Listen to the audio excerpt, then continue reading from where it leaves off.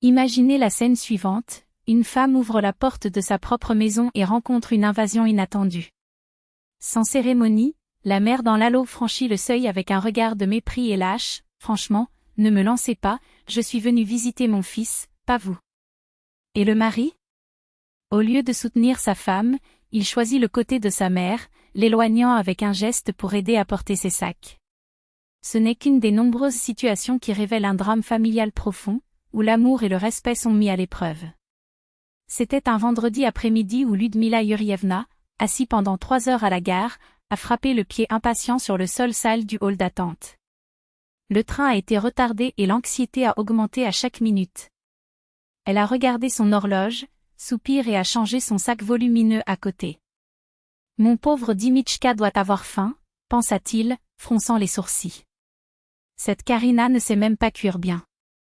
La dernière fois, je l'ai vue faire frire des boulettes de viande qui ressemblaient plus à la chapelure qu'à la viande.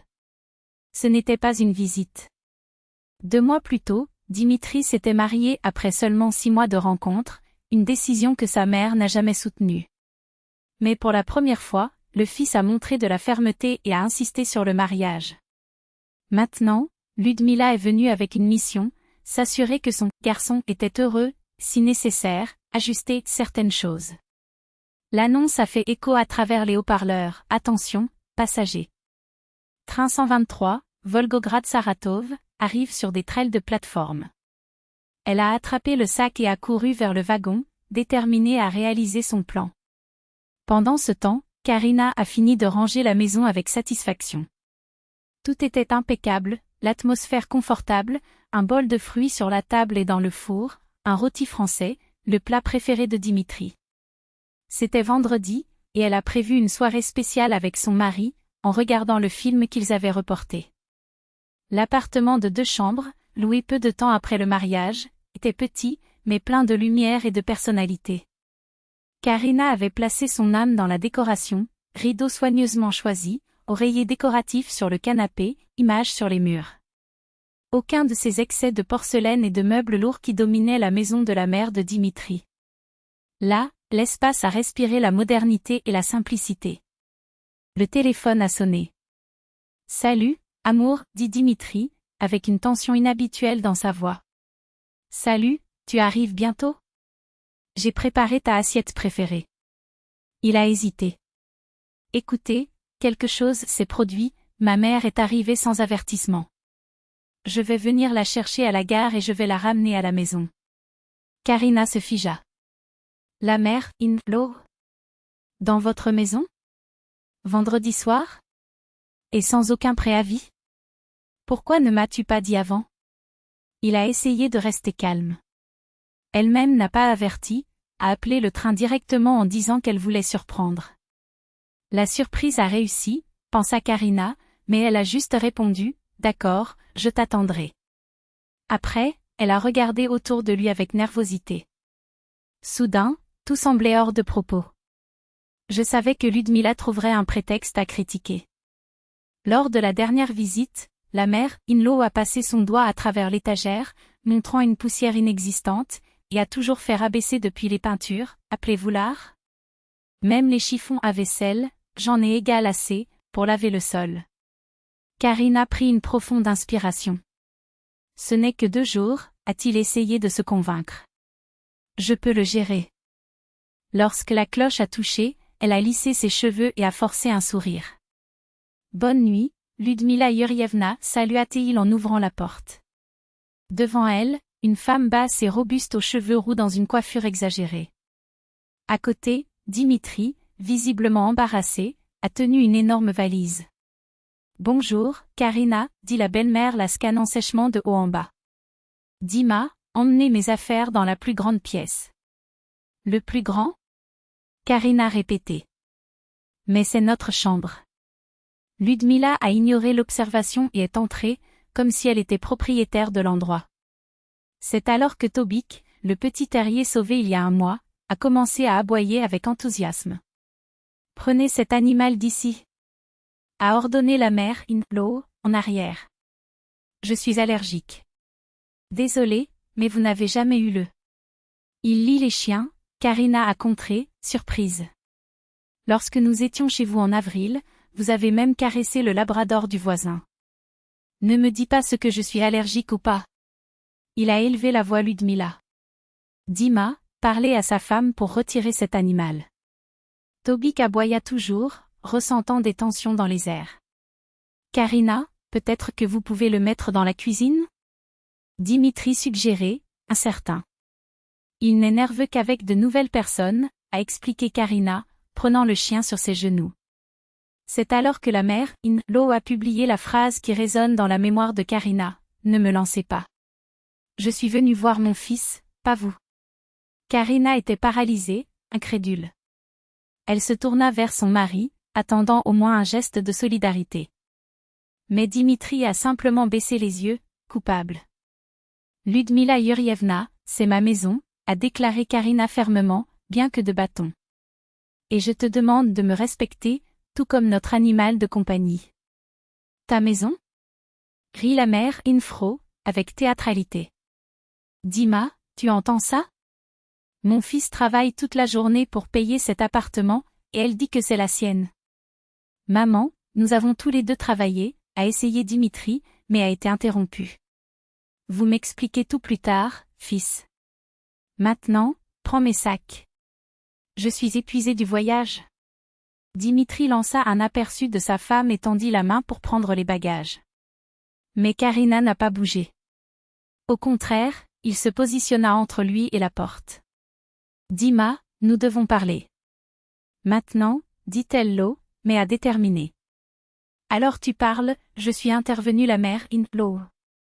Mon garçon, je suis tellement fatiguée. Maman, attends une minute, dit Dimitri, regardant Karina avec indécision. Elle l'a tirée dans un coin. Je comprends que ta mère est arrivée sans avertissement, et je suis prêt à la recevoir. Mais elle ne dormira pas dans notre chambre, et je ne tolérerai pas ce genre de traitement, a-t-il chuchoté, contenez. Elle est seulement fatiguée du voyage, murmura Dimitri. Demain, les choses se redressent. Dima. Appelez la mère In-Law, impatient. Vais-je attendre beaucoup? Soudain, Dimitri se redressa et, à la surprise de Karina, la poussa légèrement sur le côté, courant pour servir sa mère. Elle ne pouvait pas le croire.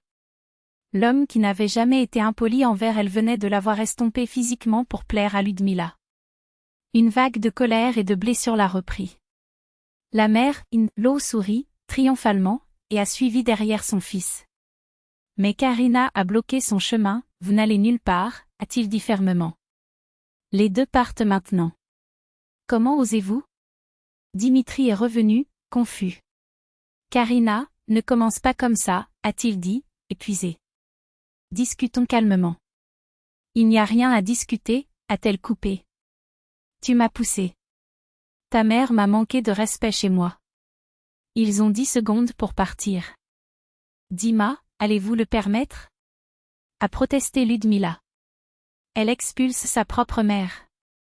Dis quelque chose. Les yeux de Dimitri ont sauté entre les deux femmes. La lutte interne était visible, l'habitude d'obéir à sa mère par rapport à la conscience qu'il avait franchi une limite avec sa femme.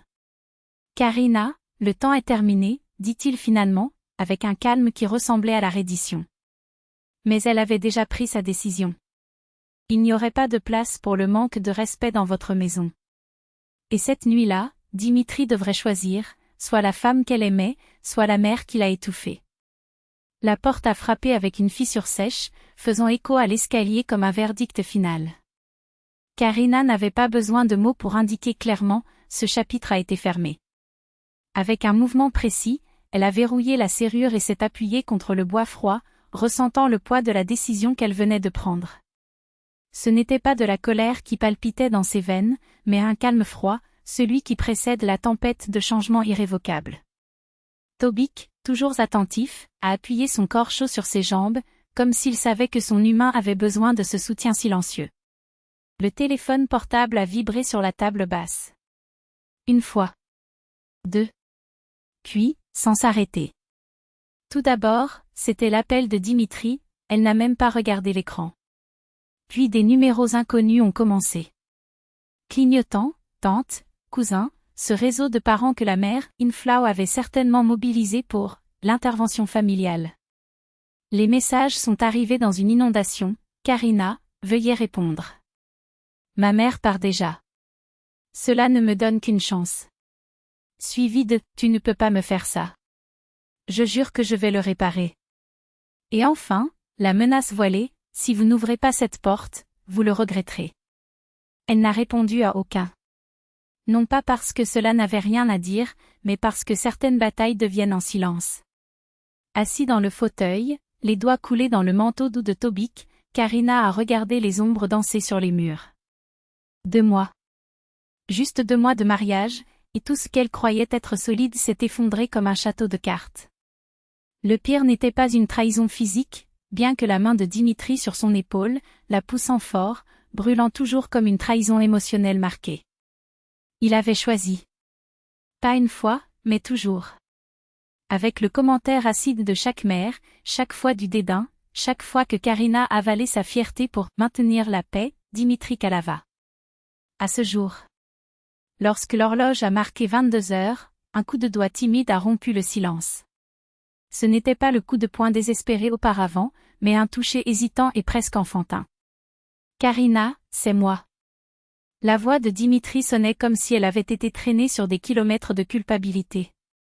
Elle se leva, s'approcha de la porte sans presser, et demanda, sans ouvrir, « Êtes-vous seule ?»« Oui.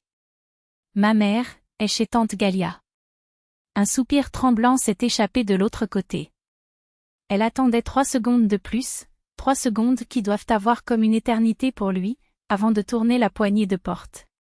Dimitri était méconnaissable. Ses cheveux, généralement si bien peignés, étaient misérables, comme s'il les avait mis dans le désespoir. Les yeux, gonflés et rouges, ont évité le sien. « Puis-je entrer ?» Il murmura, et pour la première fois depuis longtemps ressemblait à une demande, et non comme une exigence. Karina s'est retirée, non pas pour la gentillesse, mais pour l'évaluer. « Pourquoi ? Pour me pousser à nouveau ?» Il baissa la tête comme si elle l'avait giflé. « Je suis désolée. Je ne sais pas. Je ne sais pas ce que tu m'as donné. Je jure que je ne ferai jamais ça. Mais tu l'as fait, coupe-t-elle, sèche. Et ce n'est pas tout. Tu as choisi son côté. Encore une fois. Le silence qui a suivi était dense, chargé de poids de chaque fois qu'il se sentait invisible. Dimitri a avalé dur. Je n'ai pas choisi de côté. Juste. Je ne voulais pas me battre. Et puis tu l'as laissé humilier. Laissez-moi m'appeler, d'ingrat. Que j'ai douté de notre mariage chez moi. Je sais, répéta-t-il, comme un mantra inutile. Mais tu ne comprends pas comment elle est. J'ai grandi comme ça. C'était toujours elle et moi contre le monde. Karina croisa les bras. Et maintenant ? Maintenant, c'est moi et toi contre elle. Il n'a pas répondu. Je n'en avais pas besoin. La question était la réponse. Elle se tourna et se dirigea vers la cuisine, sachant qu'il la suivrait. Tobique, toujours fidèle, s'est assis à ses pieds alors que Dimitri occupait la chaise à venir en tant que défendeur devant le juge. « Ma mère m'a élevée seule, a-t-il commencé, sa main serrant la table. Mon père nous a quittés à l'âge de 3 ans. Elle a travaillé dans 2 emplois, dormait 4 heures par nuit. J'ai appris que son amour était la seule chose que je ne pouvais pas perdre. » Karina a écouté, mais n'a pas cédé. « Cela ne vous donne pas le droit de me traiter comme un intrus. Même vous ne m'agressions pas. Je n'ai pas battu. Je suis juste. Je suis partie. Tu m'as poussé, corrigea-t-elle fermement. Appelez les choses par son nom, Dimitri. Ou allez-vous passer votre vie à justifier l'injustifiable ? Il ferma les yeux, comme si la vérité donnait. Oui. J'ai poussé. Et je n'ai aucune excuse. Non, il n'y a pas, a-t-elle convenu. Mais savez-vous ce qui est pire ? Cela prouve que je ne connaissais pas l'homme que je me suis mariée. Parce que Dimitri, jamais ne ferait ça. Non, ce n'est pas comme ça. Il a explosé, la regardant enfin. Je t'aime vraiment. C'est juste ça avec ma mère sans mère. Et c'était compliqué. Et que proposez-vous, alors? Karina a mis au défi. Que je continue de tenir ces malédictions? Que vivre par peur que vous perdiez à nouveau le contrôle? Notre maison peut-elle être un champ de bataille où je suis toujours l'ennemi? Non. Bien sûr que non. Il a tenu la main sur la table, comme s'il craignait qu'elle ne disparaisse. Je vais lui parler. Je vais lui faire comprendre qu'elle ne peut plus. Elle ne comprendra pas, interrompit Karina avec un rire amer. Dimitri, elle a 58 ans. Il ne changera pas maintenant. À moins que... À moi? Sauf si vous choisissez. Elle a prononcé le mot comme un couteau. Soit vous êtes un homme qui protège votre famille, je suis moi, ou est un garçon qui court vers la jupe de maman au premier signe de problème. L'air entre eux est devenu électrique. Dimitri regarda ses propres mains, comme si la réponse était en eux. Quand il a finalement parlé, sa voix était un murmure rauque, « Je ne veux pas te perdre. » Alors prouvez-le. 3 mois plus tard, le téléphone de Karina a vibré avec un numéro connu. Ludmila Yurievna. La voix à l'autre bout de la ligne était calme, presque neutre, comme si chaque syllabe avait été pesée avant qu'elle ne soit prononcée. « Nous pouvons nous rencontrer ?» Les 3. Ce n'était pas une demande. Ce n'était pas une commande. C'est ce ton que seule une mère russe peut employer, ce qui ne laisse aucune place au refus, mais n'offre pas non plus d'explication. Ils se sont rencontrés dans un café anonyme, un territoire neutre, où l'odeur du café frais et le bourdonnement des conversations des autres servaient d'amortisseur à ce qui allait arriver. Ludmila Yurievna est arrivée ponctuelle, mais elle n'était pas la même femme. Son visage, auparavant toujours impeccablement inventé, semblait maintenant plus mince, comme si les derniers mois avaient sculpté dans ses rainures d'inquiétude. Mais les yeux étaient les mêmes, nets et calculateurs. Seulement cette fois, quand ils ont atterri à Karina, il n'y avait aucun défi. Il y avait calcul. Je pensais beaucoup, a-t-il commencé, sans regarder directement la fille, in low. Le silence qui a suivi était si dense que Dimitri a ressenti le besoin de le remplir. L'amour de la mère, tu sais comment c'est, maman. Karina a presque ri. Presque. Parce qu'il n'était pas temps pour l'ironie, ni pour le sarcasme. Il était temps de définir les limites. Pas d'excuses boiteuses. Sa voix coupe l'air comme une lame. Êtes-vous prêt à respecter mon choix? Ludmila Yurievna a pris beaucoup de temps.